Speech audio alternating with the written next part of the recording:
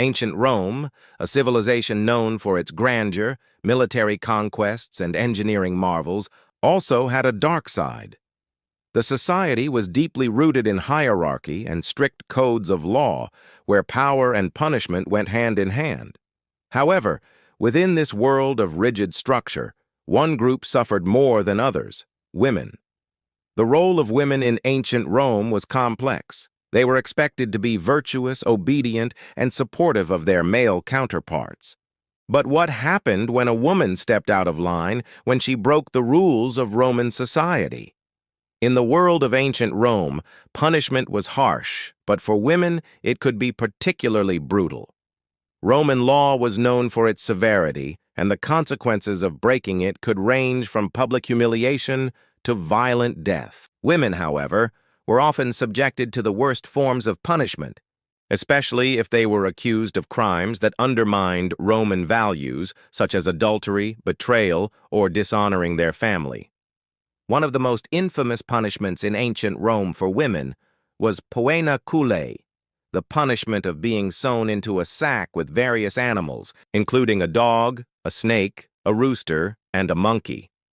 This punishment was typically reserved for those found guilty of parricide, killing one's father. The reasoning behind such a grotesque punishment was not just retribution, but a deeply ingrained belief that women, as the moral compass of the family, were supposed to uphold family honor at all costs. The idea of a woman killing her own father was considered an unforgivable crime, and the punishment was designed to reflect the severity of the act. The sack was a symbol of the complete erasure of the woman's identity. No longer would she be seen as a Roman citizen, but a mere animal, fit for nothing more than violent execution. The suffering of the condemned woman was unimaginable as she was thrown into the Tiber River, where she would drown along with the animals, her body weighed down by the heavy sack. This method of execution was one of the most gruesome forms of punishment ever devised, and it served as a powerful deterrent against any woman who dared to defy Roman norms. Another brutal punishment often inflicted on women was flogging or whipping. In Roman law, flogging was a common punishment for slaves, but it was also used on free women who had committed crimes. The act of flogging was often done in public, making the punishment not only physically painful, but humiliating. Women who were caught in adultery, who spoke out of turn, or who were accused of dishonoring their family could be publicly whipped as a form of social punishment. The public spectacle served as a warning to other women who might consider defying the societal norms. Roman society placed an enormous value on honor, particularly family honor. A woman's reputation and chastity were paramount, and the punishment for tarnishing that reputation could be severe. Women accused of adultery or sexual misconduct were often subjected to public beatings, shaming, and forced exile. In some cases, they could even face execution, especially if their actions were seen as a direct threat to the integrity of the family and its social standing. The legal system in ancient Rome, though sophisticated in many ways, had very little compassion for women who broke the moral codes of society. Women were largely excluded from the legal decision-making process and were considered to be under the control of their father or husband. This meant that a woman's fate was often in the hands of the men who ruled over her, and if she was accused of breaking the law, her punishment could be decided without much regard for her own voice or circumstances. One of the most common crimes committed by women in ancient Rome was adultery. It was considered a serious offense, and women found guilty of it were punished severely. The husband of an adulterous wife had the legal right to kill her, though it was rare for him to actually follow through with the execution. Instead, the punishment often took the form of public humiliation, flogging, and exile. In some cases, the woman's property could be confiscated, and she would be banished from society.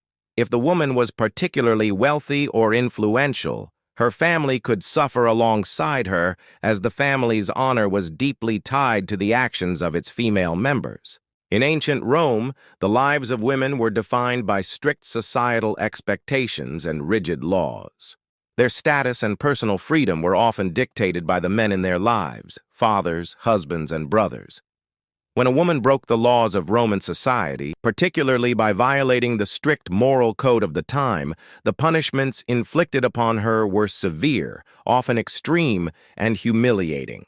The cruelest of these punishments could involve death, public shaming, or unimaginable cruelty. One of the most infamous and horrifying punishments for women was being buried alive.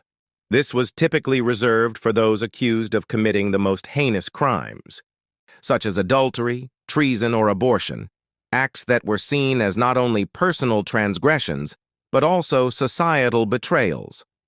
Unlike men who might be executed by beheading or crucifixion, women faced the possibility of suffocating in a shallow grave as a form of public punishment. This method of execution was excruciatingly slow, as the woman would be buried up to her neck, left to slowly suffocate or starve to death. Being buried alive was both a literal and symbolic act of erasure, of wiping a woman's existence away from the world. The practice of burying women alive was not only reserved for high-profile criminals, but also for those who were seen as undermining Roman moral and family values.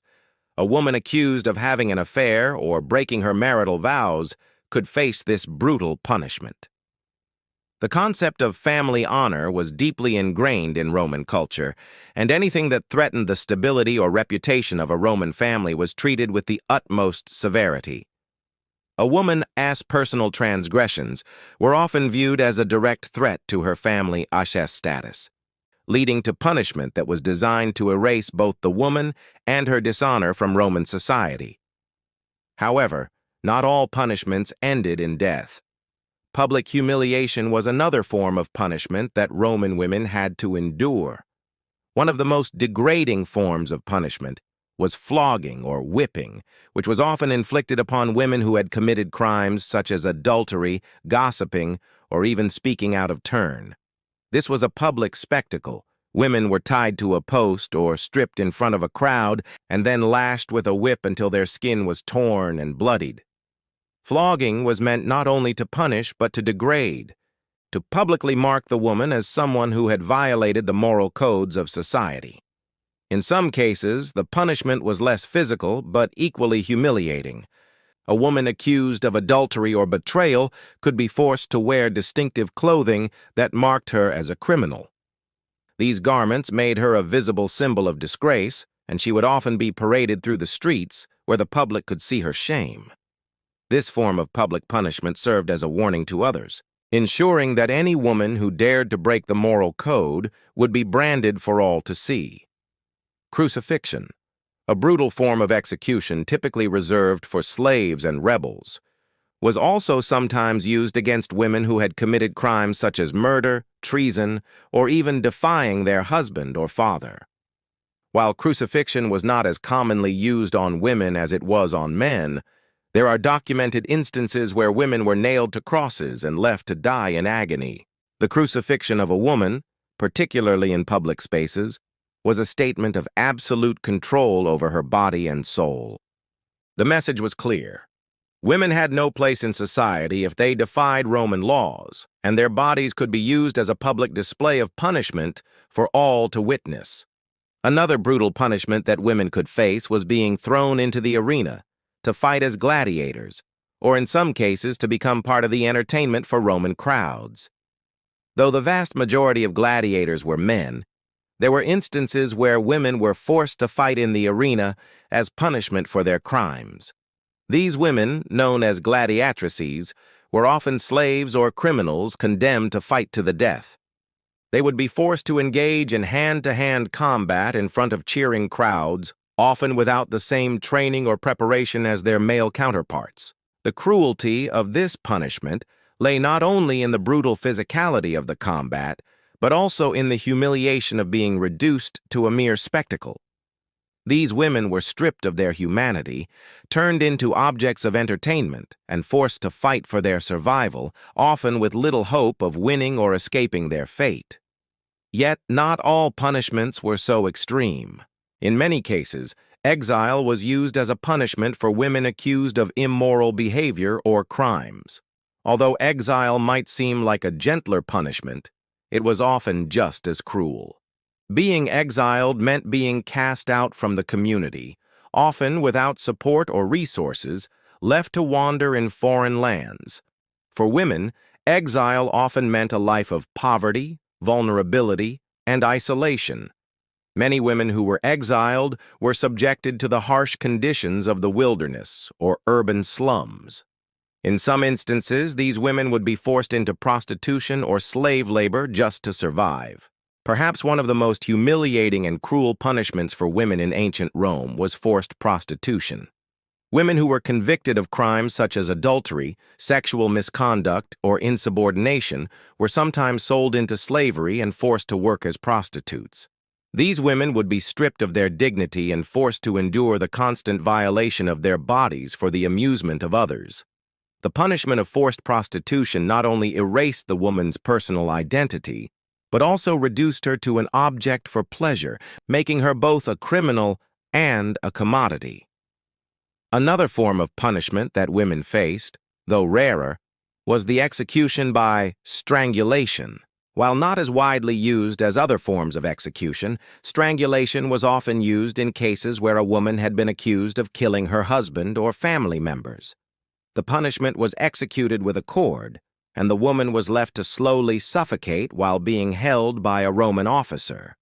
It was a quiet and private form of execution, but no less painful than the more dramatic public executions. What makes the punishments inflicted on women in ancient Rome particularly disturbing is not just their severity, but the mindset that allowed such cruelty to happen. Women were treated as property, first the property of their father and then their husband. Their worth was often judged by their ability to uphold the values of Roman society, particularly those relating to sexual purity and marital fidelity. When women violated these expectations, the punishment was designed to not only break the woman, but also to publicly shame her and her family, sending a clear message about the price of defiance. The cruel fate of women in ancient Rome serves as a reminder of how far societies have come in terms of human rights and the treatment of women. While the ancient Roman Empire has left a legacy of cultural achievements and influence, its treatment of women remains a dark chapter in history, one that continues to spark conversation and reflection today.